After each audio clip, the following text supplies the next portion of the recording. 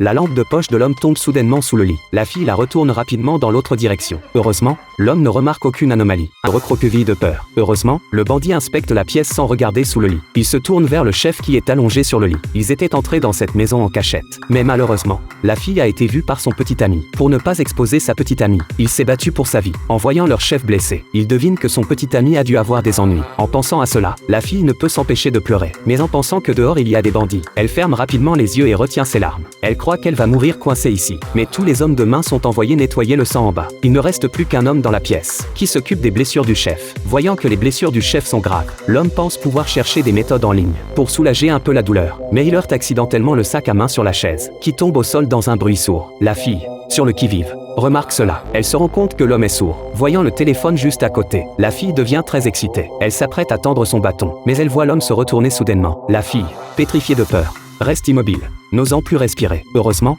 son regard est complètement concentré sur le chef. Voyant qu'il ne remarque pas sa présence, elle tend prudemment son bâton vers le sac. Mais lorsque le bâton touche le sac, il est trop épais pour pouvoir l'attraper. La fille soupire silencieusement, voyant que son unique espoir est juste devant elle. Elle est prise dans un dilemme intérieur. En voyant l'homme très concentré sur l'ordinateur, elle prend une décision folle dans son esprit. La fille pose lentement le bâton, fixe intensément le téléphone non loin de là, puis se penche directement en avant, pour saisir le sac juste devant elle, sans se soucier d'être exposée au champ de vision des bandits. Heureusement, elle réussit à attraper le sac. Mais elle n'a pas le temps de revenir. Une bras manque de lui frapper le visage. Elle oublie sa peur et tire rapidement le sac en arrière, priant intérieurement de ne pas être vue. Ce n'est qu'en entendant quelques bandits discuter qu'elle se détend un peu, profitant de leur distraction. Elle ouvre rapidement son téléphone pour appeler la police. Mais alors qu'elle rédigeait son message, le téléphone s'éteint brusquement. La batterie étant trop déchargée, l'espoir de la fille se brise à nouveau. Qui va arriver ?